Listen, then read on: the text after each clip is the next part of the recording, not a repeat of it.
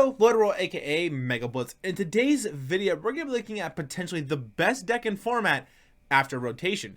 Since rotation has already happened on TCG Live, I've been playing this deck quite a bit since then, and I've been having a lot of success with it as well. And I'm really excited to jump into that deck list, so let's get right into it. Alrighty, and here we are at that deck list. Charizard EX with Pidgeot EX. Now, it's no shocker in saying that Charizard EX is definitely going to be one of the better decks in the format, but I think it genuinely has potential to be the best deck in format. We've already seen in Japan with Charizard EX and Pidgeot and Zard taking up about 40% combined in the meta over in Japan is kind of insane. Now, it's also kind of crazy that Charizard didn't lose a lot in rotation.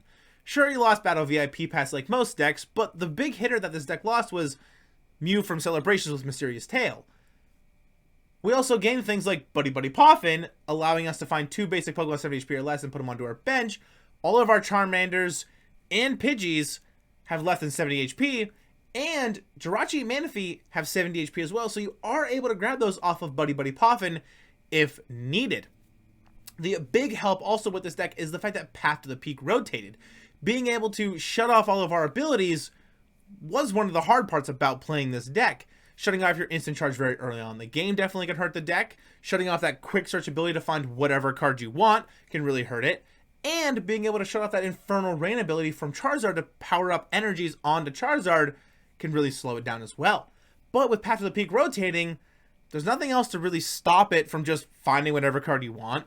Never having to worry about Infernal Rain not putting energies on something. Instant charge almost always being able to draw cards early game. And being able to use Lumineon Luminous Sign when needed. And also not have to worry about Radiant Charizard's Excited Heart ability getting shut off either.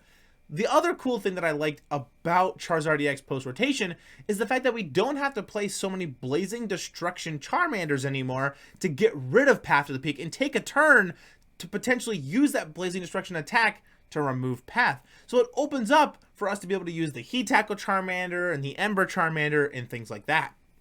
So for the full deck list here, we got 2 Charmander with Heat Tackle, 1 Charmander with Blazing Destruction, 1 Charmander with the Ember attack, 1 Charmeleon with the Flare Veil ability, 3 Charizard EX, 2 Pidgeot EX, 2 Pidgey, 1 Rotom, 1 Jirachi, 1 Lumineon, 1 Manaphy, 1 Radiant Charizard, 4 Arven, 3 Boss, 3 Iona, 1 Roxanne, 1 Professor Turo Scenario, 4 Ultra Ball, 4 Rare Candy, 4 Nest Ball, 4 Buddy PAF, 2 Super Rod, 1 Counter Catcher, 1 Lost Vacuum, 1 Forest Steel Stone, 1 Maximum Belt, 1 Defiance Band, 1 Collapsed Stadium, 6 Fire Energies, and 1 Mist Energy. Now, you could swap out this ace pack for like maybe Prime Catcher if you really wanted to. I've just seen a lot more success with Maximum Belt over Prime Catcher. Maximum Belt being able to just hit into different EXs quicker and easier for faster KOs early on in the game, and can also help later on in the game against like the Charizard mirror match and things like that. So now let's jump right in to that gameplay. Alrighty, and here we are at that Pidgeot Charizard EX gameplay here. At our coin flip, we do end up losing our coin flip. Our opponent won the coin flip, so they're going to decide who wants to go first. The crazy thing about this is I actually like to go second when playing Charizard because I like to be able to play Arven, to be able to find like Nest Ball for a Seal Stone or like Buddy PAF or something, so I can get like Rotom set up or get like extra Charmanders or Pidgeys on the bench to be able to evolve them in the following turns. If they end up taking like a KO on my Charmander or something pretty early on in the game, it just makes Charizard stronger and I don't mind it as much.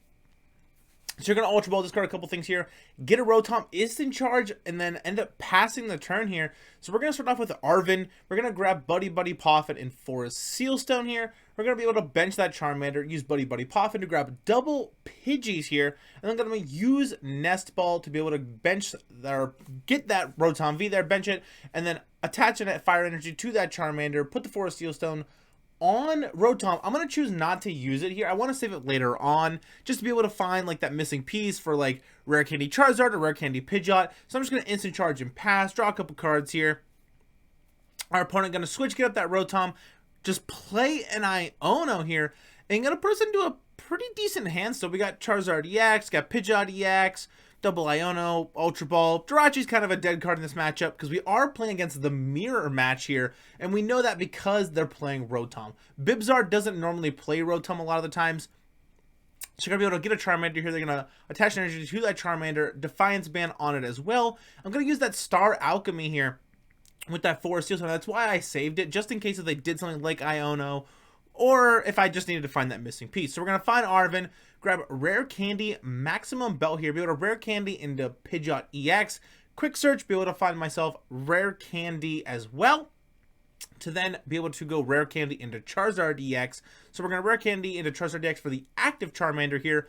Infernal Rain, we're going to elect to use it, put 3 Fire Energies onto our Pokemon any way we want. So we're going to put 1 on the active Charizard EX, and then 2 on that bench Charmander here. Ultra Ball, going to discard Jirachi and Iono, going to be able to grab a Charmeleon here. And the reason I grabbed Charmeleon and I use that Ultra Ball is because I do know that some of the lists that are playing Charizard are actually playing Technical Machine De-Evolution in their list for like a mirror match, because you can 180 into a Charizard, 180 into another Charizard, Technical Machine De-Evolution, and then make them burn through 2 rare candies and things like that. So that's why I actually elected to go Charmeleon there, so I kind of save myself the potential Technical Machine De-Evolution. So we're going to quick search here, got ourselves another Charizard EX to be able to evolve into that Charizard on that bench off that Charmeleon. I'm going to elect to not use Infernal Rain here. I don't really have any energies to put on anything, so there's not really a point. We're going to take a quick knockout on that Rotom, getting 2 Buddy Poffins off of our prize cards. So we only had 2 Buddy Poffins in our deck. The fact that we were able to at least get one early on in the game feels pretty nice. Our opponent here going to be able to use Buddy Poffin, get a Charmander and a Pidgey. They're going to counter catcher up our Rotom V here. Now puts me in a position where I might have to use a quick search to just find an energy, attach it to Rotom, and retreat out of it. Because Charizard EX doesn't really play a lot of switch effects. Some lists are playing like 1 switch, maybe 2 switch at most, but a lot are not. So we're going to grab that Mist Energy here, which is actually in the deck for Lost Box matchups, but it's going to work perfectly here just to retreat out of that Rotom back into our Charizard EX. The unfortunate part is this Charizard EX won't actually be able to KO Radiant Charizard because of that Defiance Vest on that Radiant Charizard. So we're just going to throw Defiance Band onto our Charizard EX here, attacking a Radiant Charizard for 140 damage. Now what I could have done is I could have Ultra Balled away 2 Buddy Poffins, found Lumineon, played Lumineon, used Boss on like the bench Charmander that has 2 energies onto it, but I felt like saving it was a little bit of a better choice, but it ultimately ended up not mattering because they played Iono anyway, putting us into Rare Candy, Ultra Ball, Manaphy, and Super Rod here. They're going to be able to find themselves into their Charizard EX, be able to power up that second Charmander here.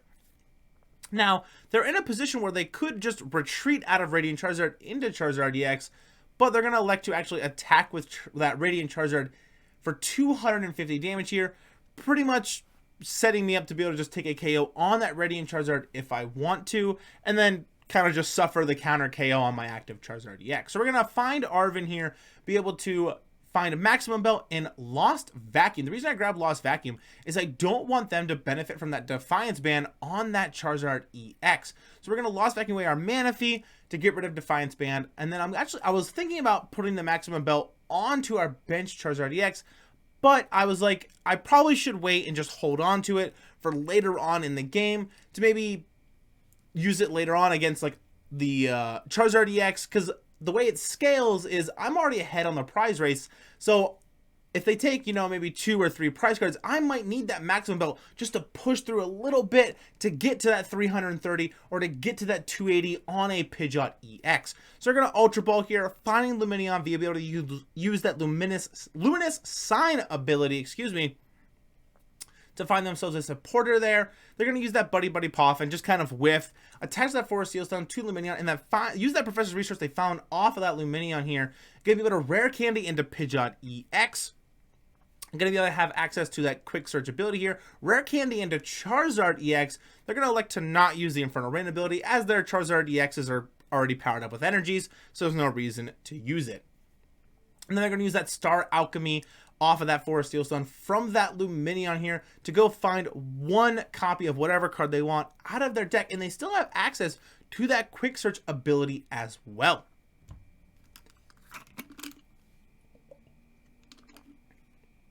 So they're going to quick search here, go find a second card of whatever they want out of their deck. And that's one of the things that I like about just playing Charizard is no path, clef key, or anything doesn't really stop Charizard EX because it has to be a basic.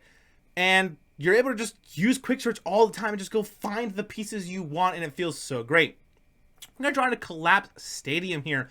Now, I'm in a position where I actually can attach that maximum belt to our Charizard EX here and then be able to find boss's orders out of my deck to KO that benched Pidgeot EX here. So I'm going to quick search, go find myself boss's orders here to do exactly that, to be able to boss up that Pidgeot EX and take a pretty key KO on that Pidgeot here. But first, we're going to Ultra Ball, getting rid of that Fire Energy and Collapsed Stadium. Now, I could have used Collapsed Stadium, but I need to get a second Charizard EX set up, just in case if this Charizard EX gets counter KO'd, which it will, because their Charizard EX will be able to hit for 330, because I'll be at 1 prize card. So I needed to have a second Charizard EX ready to go, so I had to make sure to not use Collapsed Stadium and get that Super Ultra Ball to discard those, that Fire Energy and that Collapsed Stadium, and then Super the energies back into the deck to be able to have enough for this Charizard EX. So we're going to boss up that Pidgeot, take a KO, getting Rare Candy and Counter Catcher off our prize cards. Not very useful at the moment, but we're in a position where if they just take the KO right there, we're going to be able to promote our Charizard EX, be able to just quick search again to be able to find another boss's orders out of our deck, pull up that Pidgey or that Lumineon V, and take the last KO we're going to need to win the game. Now, the reason I also Inferno Rained there, and I actually elected to put a Fire Energy on that Rotom, was they could potentially stall if they wanted to, and just pull out the Rotom and kind of trap it, so I didn't want to leave that option there. So we're going to boss up the Lumineon, Burning Darkness 300 damage here, taking that last prize card. Now, the crazy thing is even in the mirror match, Charizard Pidgeot still feels really, really good depending on how you play it. Alrighty, let's jump right in to that outro. Alrighty, that's going to do it for today's video. I genuinely feel like Charizard EX with Pidgeot EX has the most potential out of all the decks I've played so far to be the best deck in format after rotation. But let me know down in the comments what deck you guys are playing, what deck you think might be the best deck in format come post rotation. I want to hear your guys' thoughts and opinions. If you enjoyed the content I've been making for the channel, don't forget to leave a like, smash the subscribe button. I really would appreciate it. And I'll see you all in the next one. Peace!